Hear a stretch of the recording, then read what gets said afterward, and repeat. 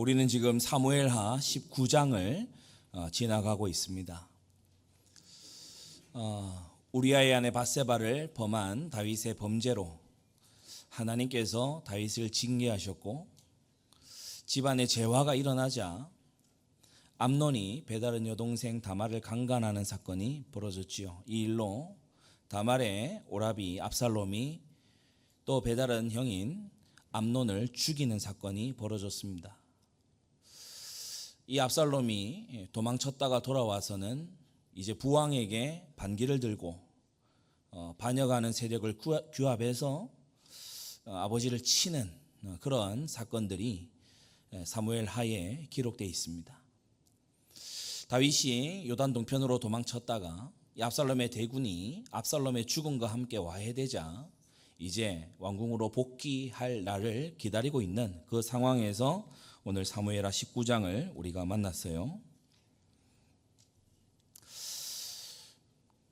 이 맥추 감사절하고 이 성경 본문이 지금 하나님의 계획 속에서 딱 만났습니다. 맥추 감사절기의 교훈과 오늘 이 본문의 교훈이 딱 맞아떨어지는 교훈이 있는데, 여러분 오늘 이 말씀 속에서 하나님의 음성 듣게 되기를 바랍니다.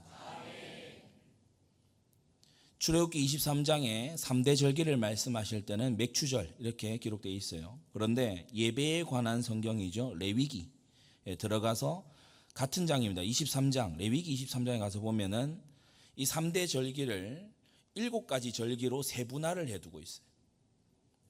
그래서 좀 더 들어가면 하나님의 말씀의 구체적인 것들을 이제 배울 수 있는데, 이 맥추 감사 절기를 보리를 수확하는 초실절, 밀을 수확하는 칠칠절, 이걸 이제 함께 맥추 감사절이라고 이렇게 이제 부르기도 합니다. 초실절 때는 보리 첫 단을 이렇게 제사장에게 드려서, 먼저 제사장에게 드리는 게 하나님께 드리는 거잖아요. 하나님께 드려서 그 단을 흔들므로써 이제 하나님께 연락하는 그러한 절기예요. 이때에 안식일 이튿날에 이 단을 흔들고 그날에 수양 하나를 딱 잡게 되어 있습니다. 우리의 첫 열매, 우리의 부활의 첫 열매 되시는 예수 그리스도를 보여주는 겁니다.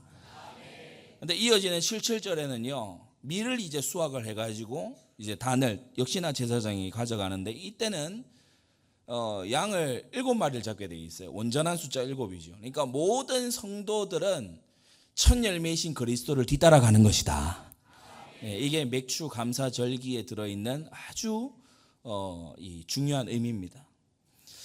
맥추 감사절은 첫 소산의 절기입니다. 레위기 23장 14절에 너희는 너희 하나님께 예물을 가져오는 그날까지 떡이든지 볶은 곡식이든지 생이삭이든지 먹지 말지니, 이렇게 말씀하고 있어요. 이게 규례입니다. 머릿속에 그려보세요. 이 초실절이 이제 다가오면요, 집집마다 아마 부인들하고 자녀들이 난리일 거예요. 빨리 첫 소산 갖다 드리라고, 그래야 우리가 먹을 수 있지 않냐고, 얼른 하나님께 먼저 갖다 드리고 드려야 우리가 그 다음에 먹을 수 있지 않느냐고 아마 그랬겠죠. 맥추절은 우리에게 우선순위를 바로 세우라고 말합니다. 너희가 우선해야 될 것이 뭐냐? 6월절에 어린 양 피로 구원함을 받아서 거듭난 사람은 이 땅 살아갈 때 우선해야 되는 것이 뭐냐? 하나님의 말씀을 순종하는 것과 성령 감동을 우선해야 된다. 하나님께 우선이 되어져야 됩니다. 하나님께 듣는 게 하나님 말씀이죠. 하나님께 아뢰는 게 기도입니다. 하나님을 우선적으로 해야 돼요. 여러분이요, 사람을 많이 만나는 것보다 하나님을 더 깊이 만나야 됩니다. 말씀 앞에요, 여러분 있는 시간이 절대적으로 많아야 될 줄 압니다. 말씀에 푹 잠겨 있다가 사람을 보면요, 보여요. 말씀에 푹 잠겨 있다가 현장을 보면은 보이기 시작해요. 성령의 충만함, 말씀의 충만함이 있게 되기 바랍니다. 신약에도 동일한 원리가 흐르지요. 너희는 먼저 그의 나라와 그의 의를 구하라. 먼저 하나님의 통치받기를 구하고 복음에 나타난 하나님의 의, 그걸 구해라. 무슨 말이냐? 영혼 구원하고 사명 감당하는 그 속에 있어라. 그렇게 되면 이 모든 것을 너희에게 더하여 주시리라. 우선순위가 확정되는 게 사실 영접, 양육, 확립, 제자 중에 이 확립의 단계예요. 우선순위가 확실히 딱 정해지는 게 이제 확립의 단계예요. 아브라함의 생애가요, 이 일 이후로 시험이 없었습니다. 뭐죠? 독자 이삭보다 난 하나님 말씀 순종이 먼저다. 이때 이 이후로요, 아브라함이 더 이상 하나님의 테스트가 없습니다. 여러분, 이렇게 확립되시기를 바랍니다. 독자 이삭보다 나는 하나님이 우선이다. 여러분, 그 아들 이삭은요, 아버지보다요 더 잘 깨달았지요. 기근든 땅에요, 그 아버지는 다른 데로 도망 다니기 바빴어요. 근데 이삭은요, 기근든 땅에 하나님 말씀 잡고요, 약속의 땅에 딱 머무르는 거예요. 메시아 땅에 머무르는 거예요. 여러분, 그때에 주님께서는 100배의 축복을 주신 줄로 믿습니다. 메시아 오실 약속의 땅에 머물기만 했는데 그런 일이 벌어졌다. 우리에게 주시는 메시지가 분명히 있는 거지요. 그 아들 야곱은 뭡니까? 아버지께 받을 유산 이거 다 포기했어요. 뭘 위해서? 메시아 계보의 언약을 잡기 위해서. 여러분, 우리는요, 그리스도 예수의 언약을 잡고 그 말씀 속에 들어가기 위해서요, 다른 거 뛰어넘어야 될 줄로 믿습니다. 유산보다요, 세상 사람들의 어떤 그 말보다요, 하나님 말씀을 우선시한 거예요.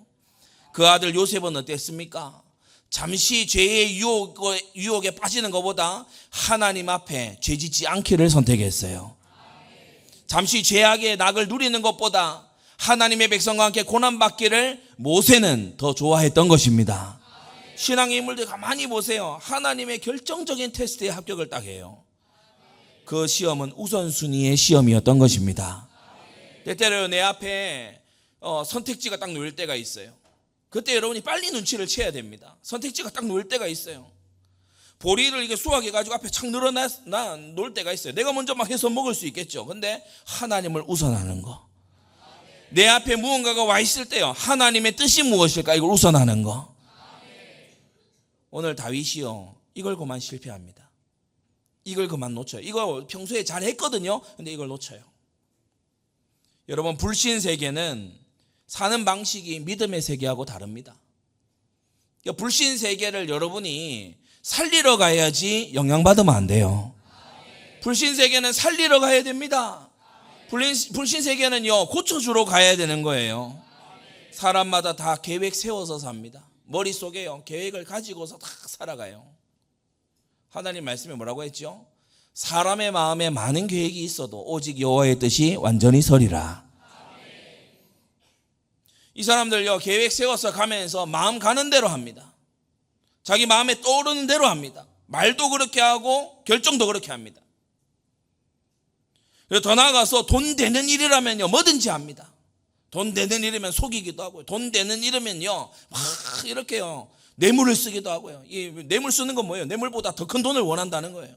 그래, 이 돈 된다 싶으면요, 의리도 저버리고 돈 된다 싶으면 뭐든지, 그 불신 세계거든요. 경쟁하면서 살아요. 내가 저를 밟고 서야지. 내가 이 사람보다 뒤쳐서 서야 되겠냐? 이런요, 경쟁심으로 살아요. 땅의 것만을 찾는 거 있죠. 여러분, 이것은 우리가 예수 그리스도 밖에 있을 때 이렇게 사는 거지, 그리스도 예수 안에서 이렇게 사는 거 아닙니다.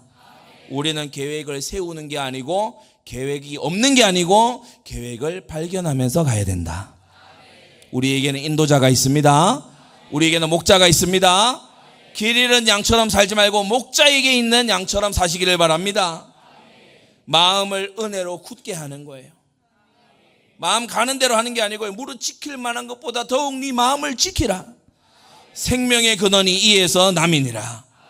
마음을 사람이요, 은혜로 마음이 지켜질 수 있어야 돼요. 마음이요, 은혜로 지켜지는 게 이게 복입니다. 내 마음을 하나님의 눈으로 들여다볼 수 있는, 이게요, 놀라운 은사예요. 여러분, 이것이 있게 되기를 바랍니다. 사람이 돈 중심으로 가지 않고 사명 중심으로 가는 것이요, 너무 중요해요. 여러분, 사명이 생존의 이유가 되어야 됩니다. 하나님께서 내게 주신 사명, 직분 속에, 신분 속에 있잖아요. 그 속에서 우리가요, 사명 중심으로 가는 거예요. 남들이 다 경쟁할 때 우리 주 예수님 말씀에 섬기는 자 얻음 된다고 했습니다. 여러분, 섬기는 여러분 되시기를 바랍니다. 우리는 땅의 것 찾는 사람들 아니에요. 위의 것 찾는 사람들입니다.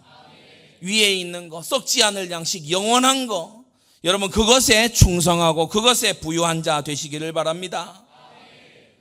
크게 세 가지로 오늘 말씀을 정리하는데, 첫째, 다윗이 그야말로 결점이 없는 완벽한 계획을 세웠어요. 왜냐하면 다윗이 노련하고 경험이 많거든요. 그야말로 산전수전 겪은 사람입니다. 이스라엘만이 아닙니다. 블레셋 정치에도 다윗이요 잘합니다. 에돔, 모압 잘합니다. 다윗이 전쟁 모르냐? 누구보다도 전쟁을 잘합니다.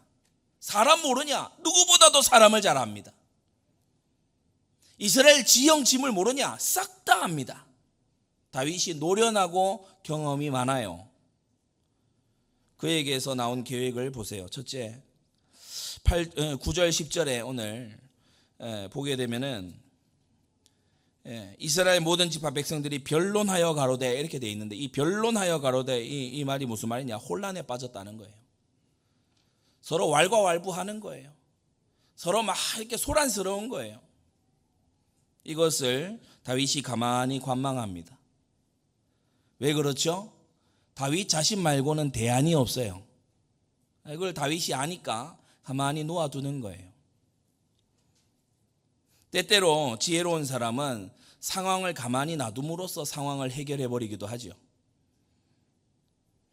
두 번째로, 가만히 관망하다가 이제 다윗이 행동에 나섭니다. 근데 행동에 나서는데 지금 옆에는 군장 요압도 있고요.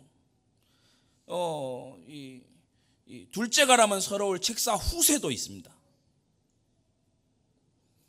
그리고요, 아주 충성된 신하들이 이게 늘어서 있어요. 그런데 굳이 제사장 둘을 딱 부릅니다. 사독과 아비아다를 딱 부르죠. 이들을 특사로 유다 지파에 보내게 되는데, 이들을 뽑아서 보낸다는 것 자체, 우리 지난번에 요압이 왜 사신을 보낼 때 보면은 이렇게 그 흑인 출신 노예를 보내잖아요. 그 말인즉슨 그 사신을 그렇게 보낸다는 거는 그 사신 자체가 가진 의미가 있는 거거든요. 안 좋은 소식이다 이 말이에요. 아주 이게 좋지 못한 소식이다 이 말이에요. 좋은 사람이니까 좋은 소식 가져온다, 다윗이 그렇게 말하잖아요. 사신이 가지고 있는 의미가 있어요. 근데 다윗이 사독과 아비아다를 보내요. 이게 뭘 뜻하는가 하면, 제사장들, 그리고 더 나아가서 이 레위 지파 전체가 다윗을 지금 지지하고 있다, 그걸 보여주려는 겁니다. 그리고 셋째로, 유다 장로들에게 이 두 제사장을 보내지요. 이 유다 장로들은 전통적인 지지 세력이었어요. 다윗을 헤브론에서부터 왕으로 섬긴 그런 이 다윗의 오늘 정치 얘기로 하자면 집토끼예요. 다윗의 집토끼. 그러니까 뭐라고 해도 지지하는 지지자들이 이 유다 장로들인 셈이에요. 전통적 지지 세력을 먼저 규합하는 거였어요. 그러면서 가서 얘기하죠. 너희는 내 형제요 고륙이언을 어찌하여 나중이 되리요? 라고 이제 유다 지파에게 얘기를 해주니까, 유다 지파가 눈치 보고 있었거든요, 그 전까지. 그런데 우리에게 우선권이 있구나, 우리가 이스라엘 12지파 중에서 우리가 머리 할 수 있겠구나, 유다 지파에 아주 이 동기를 자극을 합니다. 그러면서 네 번째, 다섯 번째, 여섯 번째, 다윗이 하나를 딱 함으로써 세 가지 효과를 딱 노려요. 아마사를 군장으로 삼겠다. 아마사가 내 군장이 안 되면 여호와께서 내게 벌 위에 벌 내리시기를 원하는, 반드시 그렇게 하겠다, 이렇게 얘기 딱 나오죠. 이 아마사는 발랑군 압살롬의 군장이었습니다. 그를 자신의 군장으로 받아들이겠다, 이건요 사면의 깃발을 내건 거예요. 나 아마사를 받아들인다, 이 말은요 병사들을 처형 안 하겠다는 거예요. 발랑군을 처벌하지 않고 용서하는 관용을 보이겠다. 이로써 이제 서로 싸우는 거 그만하자. 왜냐? 적군의, 압살롬이 이제 죽었으니까 적군의 가장 높은 아마사를 내가 수용한다. 그러니까 이제 내전은 그만하자. 내전은 그만하고 민족의 화합을 이제 하도록 하자. 그게요 아마사를 군장으로 세운 첫 번째예요. 두 번째는 뭐죠?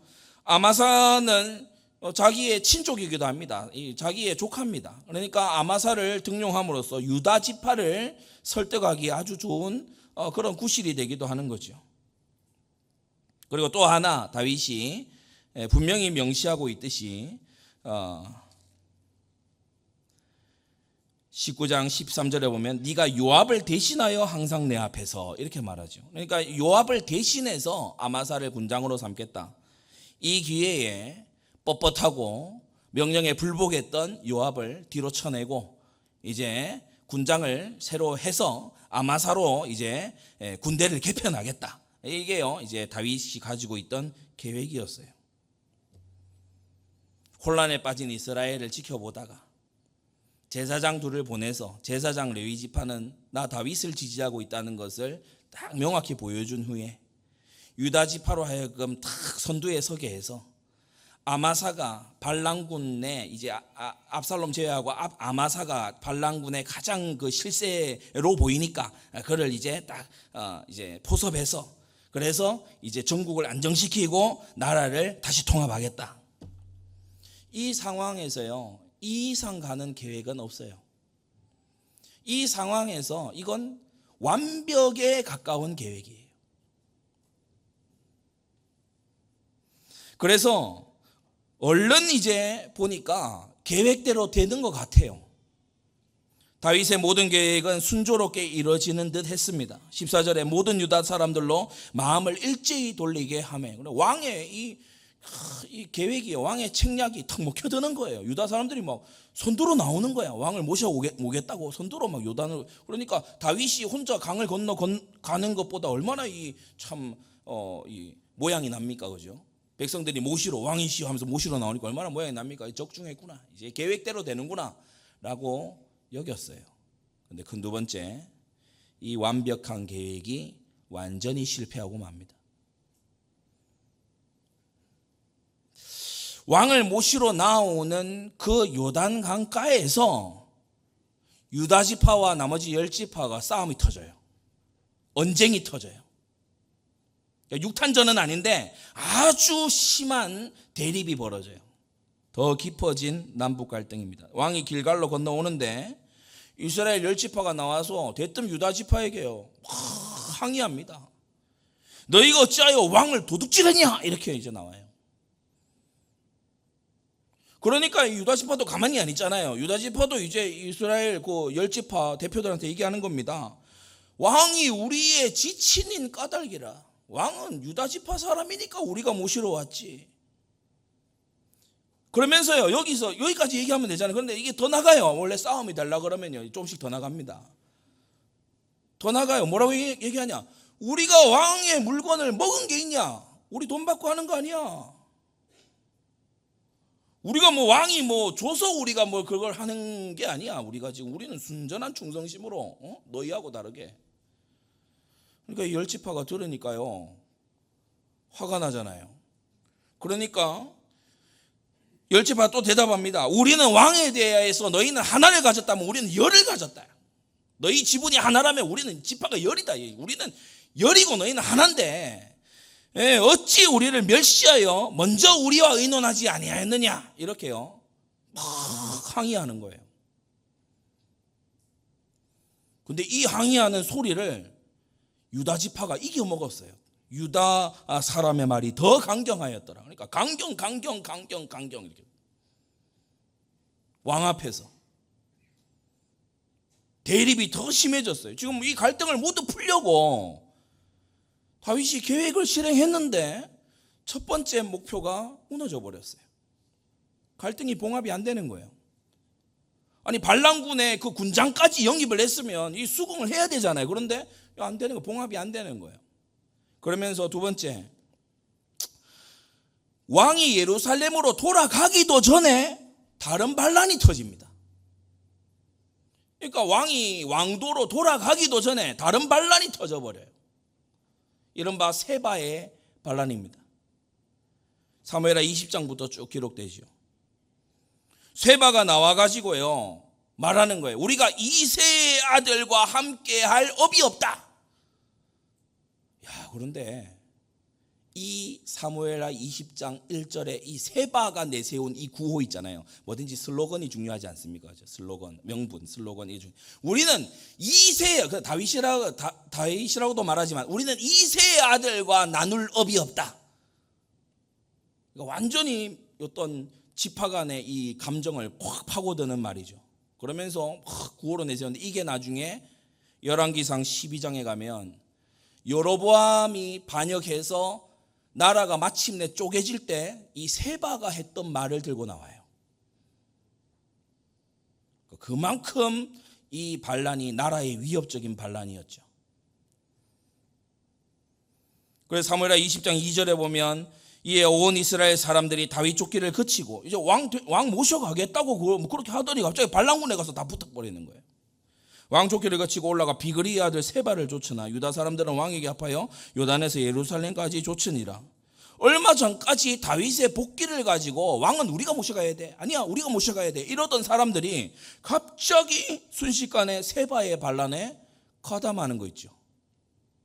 이런 일이 벌어져요. 이 반란이 얼마나 더 위협적이었냐, 20장 6절에 보면 비그리의 아들 세바가 압살롬보다 우리를 더 해야 할 것 같다, 다윗이요 두려워합니다. 그 정도로. 그리고 세 번째, 다윗이 그야말로 아마사 하나를 가지고 세 가지 효과를 노렸는데 그만 아마사가 일찍 죽어버려요. 아마사가요 이 세바의 난을 진압하라고 왕명을 받고 유다 사람 소집하러 갔거든요. 그런데 날짜를 그만 늦어버린 거예요. 시일이 늦었어요. 이 아마사는 개인적인 능력으로 볼 때 아브넬이나 요압보다 통솔력이 부족한 그런 사람이었죠. 유다를 통솔할 수 있을 거라 생각했지만 아마사는 이 능력이 모자란 사람이었어요. 요압이 왕이 아마사에게 내 자리 주려고 한다 이거 아니까 이제 요압이 암살해 버립니다. 요압의 군권이 계속돼요. 다윗이 세웠던 계획이 하나도 안 이루어지고 다 무너졌어요. 유다하고 이스라엘이 서로 화합이 됐냐? 안 됐어요. 평안히 이 왕성으로 돌아갔냐? 아니요. 세바의 난이 터져버렸어요. 아마사로 군장이 교체가 잘 됐냐? 그것도 아니에요. 아마사도 죽어버렸어요. 아니 계획을 세웠는데 계획이 하나도 안 되는 거예요. 마지막 세 번째로 우리는 이것을 통해서 정말 하나님의 인도받는 법을 바르게 알아야 됩니다. 하나님께 인도를 받는 신앙생활 하시기를 바랍니다. 하나님이 누구이신가를 성경을 통해서 알아야 돼요. 의외로 이신론자들 많거든요. 디이즘, 이신론자들 많습니다. 하나님이 창조한 거 오케이 그래 이제 뭐 무에서 유가 뭐 갑자기 나왔을 리 없고 하나님이 천지를 지으신 거 맞는 것 같아. 그런데 하나님이 법칙을 하나 뭐 정해놓고 뭐 그렇게 뒤로 나가 계시지 개입하고 역사하고 막 말씀하시고 인도하고 그렇게까지 그럴까? 세상은 뭐 물리 법칙에 따라서 그리고 사람들 간의 합의에 따라서 세상은 그렇게 굴러가는 거 아니겠어? 아닙니다. 하나님이 섭리하고 다스리고 계십니다. 다스리고 계시는 살아계신 하나님을 여러분은 아버지요 목자로 삼고 살아가고 있습니다. 완벽한 계획이 실패하는 이유. 다른 왕들이 이런 계획을 세웠다면 혹 성공했을지 모르지만 하나님이 다윗의 계획을 실패하게 하시는 이유. 네 가지인데 첫째입니다. 지금 다윗은 징계받고 있는 중입니다. 여러분의 영적 현 주소를 체크하시기 바랍니다. 여러분의 좌표를 체크해야 돼요. 우리 GPS 내비게이션 켜면요 항상 내 위치 딱 확인해야 되잖아요. 우리 어디 막 큰 어떤 건물에 들어가서요 위치 모르겠으면요 맵을 가서 보고요 You are here 뭐 너 여기다 그거 확인해야 돼요. 그거 모르면요 못 찾아가는 거예요. 지금 다윗은 평상시도 아니고 하나님이 기뻐하시는 때도 아니고 지금 하나님께서 치시는 중이거든요. 이 징계에서 나오지 않는 한 다윗이 세운 계획이요 잘 이루어질 리가 없습니다. 여러분 하나님이 지금 다윗에 대해서 기분이 매우 안 좋아요. 여러분 이 말이 생소합니까? 하나님이 지금 다윗에 대해서 마음이 안 좋으셔요. 그래서 안 된다고요. 그럼 우린 질문해야 되죠. 하나님이 지금 나를 기뻐하고 계시는가? 여러분, 하나님 뜻대로 됩니다. 하나님께서 지금 나를 기뻐하고 계시는가? 나는 죄를 묵혀두고 거역을 일삼고 회개도 하지 아니하고 순종과는 거리가 먼 하나님보다 사랑하는 게 지천에 널려있는 그런 나는 아닌가? 나의 본분을 잃고 나의 직분에 게으르고 하나님께서 기뻐하시는 일에는 게으르고 TV 보고 영화 보고 세상에 빠지는 거는 2시간 3시간이 너무 쉬운데 말씀은 단 5분도 들여다보지 않고 읽지 않는 멀리하는 하나님을 무시하는 생활을 하면서 하나님 내 계획 이루어주세요. 안 되게 돼 있습니다. 되겠어요? 안 되게 돼 있어요. 신명기 28장이 보여주는 놀라운 진리는 뭡니까? 순종하는 자는 들어와도 복을 받고 나가도 복을 받습니다. 그러나 거역하는 자는 들어와도 저주받고 나가도 저주받아요.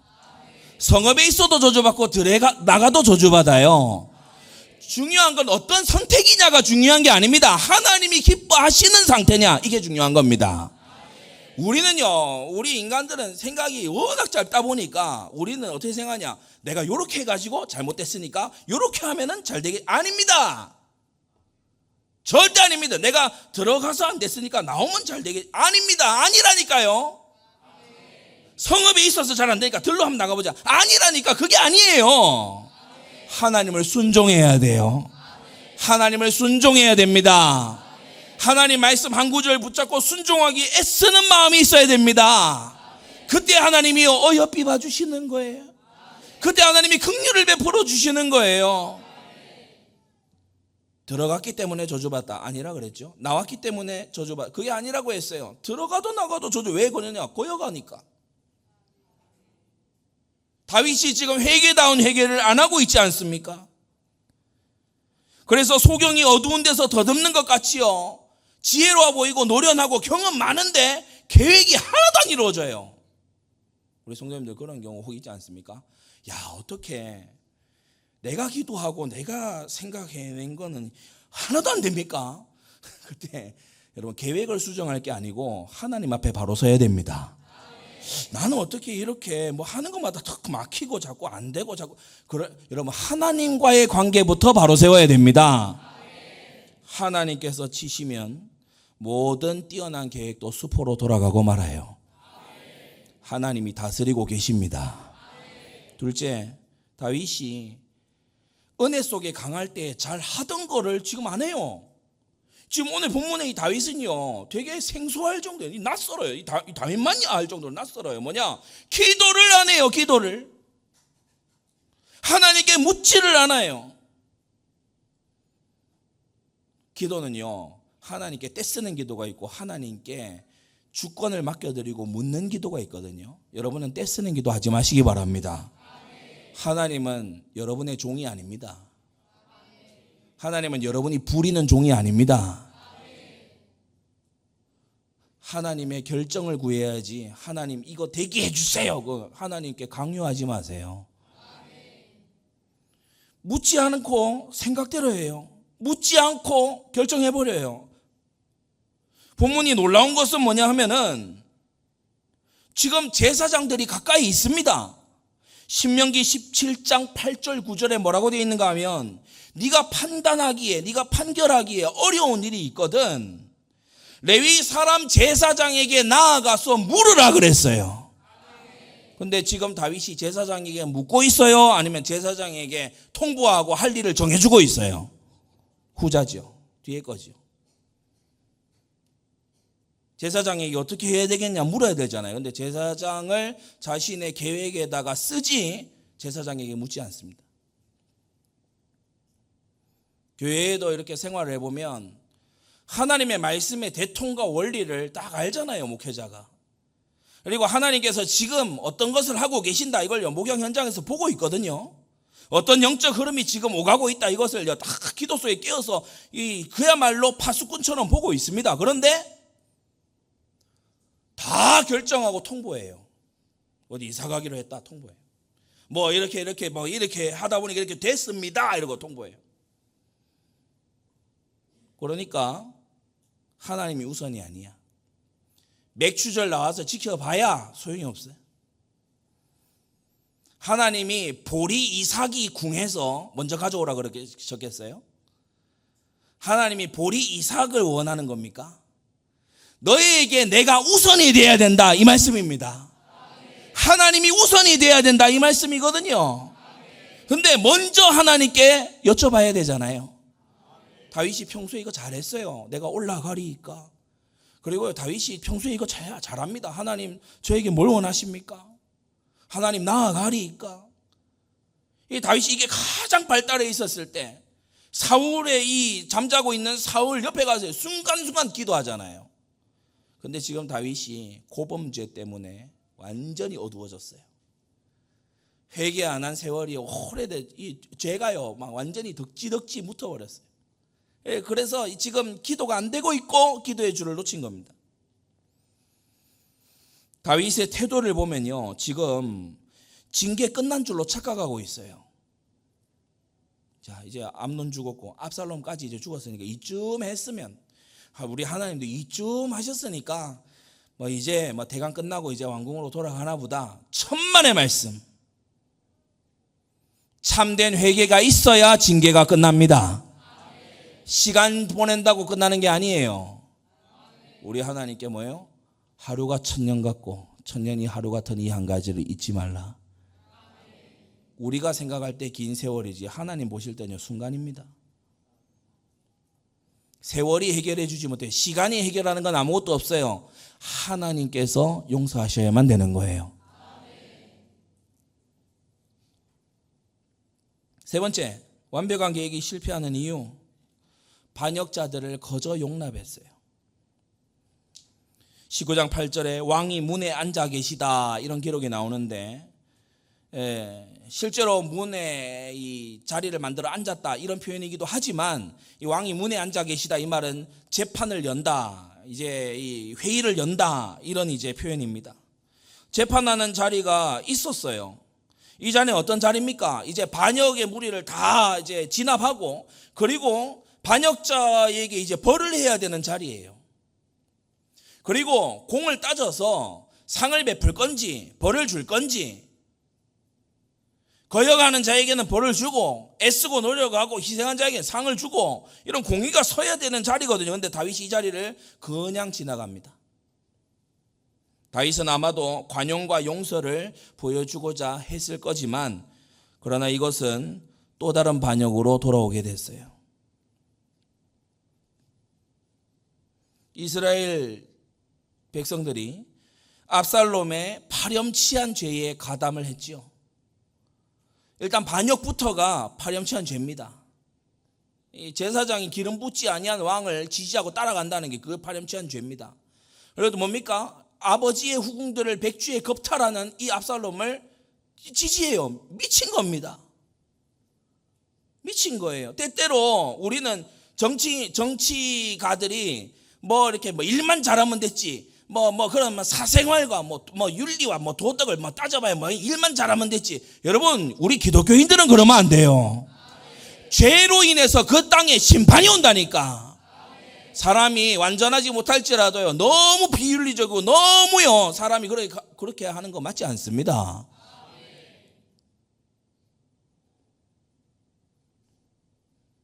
파렴치한 죄에 가담했어요. 아버지의 후궁들을 강간을 하고요. 그리고 아버지 죽이겠다고 칼 빼들고 설쳐대는 이 미친 왕을요, 지지하는, 헤아릴 수 없이 많은 인간들이 여기에 지지했잖아요. 근데요, 이들이 아무 벌도 안 받아요. 무슨 벌이라도 받아야 될 거 아니야. 그럼 아무 벌도 안 받아요. 다윗이 자기 집안에 하던 식으로 지금 나라를 그렇게 하고 있어요. 암논을 벌하지 않더니, 압살롬이 그렇게 형을 죽여도 벌하지 않더니, 이제 나라도 그렇게 통치하고 있는, 지금 다윗이 굉장히 잘못하고 있는 겁니다. 전도서 8장에 악한 일의 징벌이 속히 시행되지 않으므로 인생들이 악을 행하기에 마음이 담대하도다 라고 했어요. 여러분, 바로 얼마 전이죠. 다 잊으셨는지 모르겠지만 분당 서현역 이런 데서요, 묻지마 칼불이 막 여기 있지 않았습니까? 저기 신림동에서도 막 그런 일들이 있었잖아요. 그렇게 흉악하게 하는 이 죄인들에게 응분의 벌이 있어야 되거든요. 그래야 사회가 안전하게 돌아가거든요. 그런데 인권 이러면서요, 범죄자가 오히려 더 잘 살아. 고시원에서 어렵게 지내는 청년들보다 뭐 교도소가 막 더 잘해줘. 그러니까 회의감이 드는 겁니다. 이거 법 지키고 살아봐야 뭐 아무 그게 없네. 우리 사회가 이렇게 가서는 안 될 줄로 믿습니다. 다윗이요, 또 다른 반란을 해도 괜찮은 것처럼 쓱 풀어주고 있어요. 공의 없는 사랑의 결과는 비참합니다. 다윗은 왕이라는 직분을 받은 직분자인데, 우리 직분자 여러분 잘 들으세요. 왕이라는 직분을 받은 이 다윗이 자기 직분에 합당한 사명을 감당을 안 해요. 왕의 사명이 뭡니까? 하나님의 법대로 다스려야 됩니다. 근데 그걸 하지를 않아요. 하나님은 다윗에게 보여주시잖아요. 하나님은 다윗을 신실하게 징계하시잖아요. 근데 다윗은 하나님의 그런 통치를 본인이 겪으면서도 그렇게 안 해요. 그러니까 반란에 이은 반란을 당할 수밖에. 여러분은 징계 속에서도 배우는 것이 있게 되기를 바랍니다. 네 번째, 완벽한 계획이 실패하는 이유, 근본적으로는 1번이었고, 그 다음 기도를 앞세우지 않았다. 그 다음이 뭐냐? 공의가 빠진 지금 자비를 베풀다가 또 다른 반란을 만나죠. 네 번째는 뭔가 하면 다윗에게 유력한 힘 있는 후계자가 남아있지 않아요. 그러니까 밟히는 겁니다. 장자 암논, 왕위 계승 1순위 장자 암논이 죽었어요. 남은 아들들 중에서 가장 잘생기고 가장 수완이 뛰어나 가장 머리 잘 돌아가는 압살롬 또 죽었어요.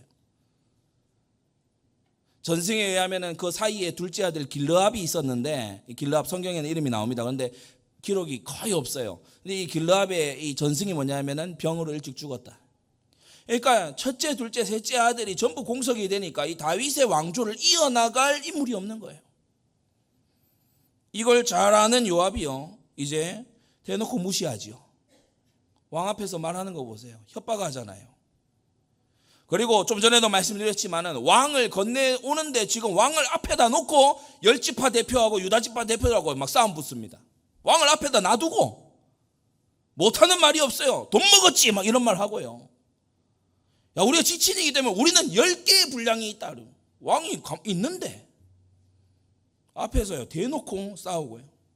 세바가 나와서요, 우리는 이세의 아들과 나눌 업이 없다 이러면서 반역하고요. 이 일들이 다윗에게 요나단 같은 아들이 하나만 있었더라도 이 일이 가능하겠습니까?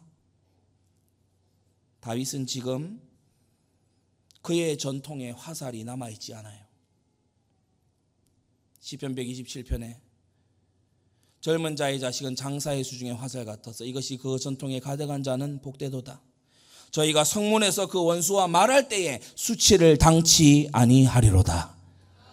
이 말씀 그대로예요. 수치당하고 있어요. 원수와 말하면서 수치당하고 있어요. 다윗 왕조의 미래가 안 보여요. 다윗 다음이 누구냐? 아무도 말을 못해요. 그러니까 세바 같은 인간들이 치고 나오는 겁니다. 나라의 미래가 없다 이러면서 치고 나오는 거예요. 완벽한 계획이 실패하는 이유. 하나님 징계 속에 있으면요, 뭘 잡아도 안 됩니다. 되는 듯이 안 돼요. 기도를 앞세우지 않으면 우리는요, 내 머리대로 하는데 그게 하나님 막으시면 또 다 무너지게 돼 있어요. 반역자들을 용납하면요, 회개합니까? 회개하지 않지요. 그러면 반역자들이 또 반역하는 거예요. 지금 다윗의 계획으로 이루어지고 있는 일이 없어요. 이제 자신은 징계의 결과로 후계자도 없는 그런 상황 속에 몰려 들어가고 있습니다. 여러분, 고범죄가 이렇게 무섭습니다.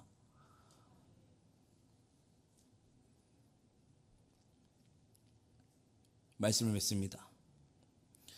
우리는 하나님의 사람들로서 계획을 세우지 않고 계획이 없는 게 아니고 계획을 발견하면서 가야 됩니다. 너무 중요한 질문. 지금이라고 하는 것은 지금 하나님과 나와의 관계. 그리고 여기서 상황을 말하는 거죠. 이 상황 속에서 나에게 두신 하나님의 계획은 뭐냐? 그리고 대부분의 경우가 죄를 찾아서 회개하는 것입니다.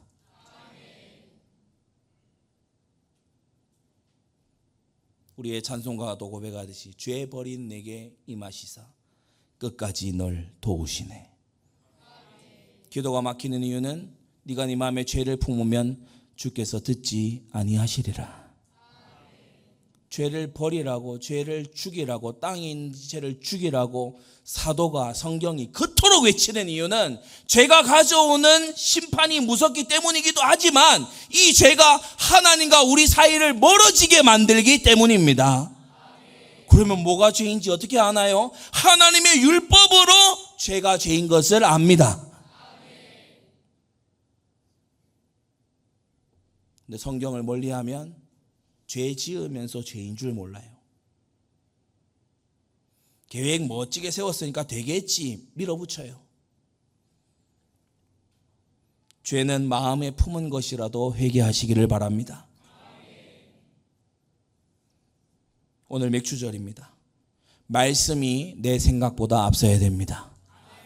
기도가 내 감정보다 앞서야 됩니다. 사명이 내 계획보다 앞서야 됩니다. 여러분, 최우선이 하나님과 그의 뜻이도록 살아가십시오. 기도하겠습니다. 거룩하신 아버지 하나님, 오늘 완벽한 계획이 실패하는 이유를 우리가 함께 듣고 말씀을 들여다봤습니다. 다윗은 노련하고 경험이 많은 왕이어서 허점이 없어 보이는 그러한 계획을 세웠지만 세바가 반란할 줄은 꿈에도 몰랐고 아마사가 그렇게 빨리 죽을 줄은 꿈에도 생각지 못한 다윗이었습니다. 사람이 마음에 많은 계획이 있어도 오직 여호와의 뜻이 온전히 서게 된다는 것을 우리가 기억합니다. 주여, 주님을 경외하고 살아가는 우리가 되게 하여 주시옵소서. 하나님의 눈에 귀하고 아름다운 성도들로 세워지도록 회개를 늦추지 않는 우리가 되게 하여 주시옵소서.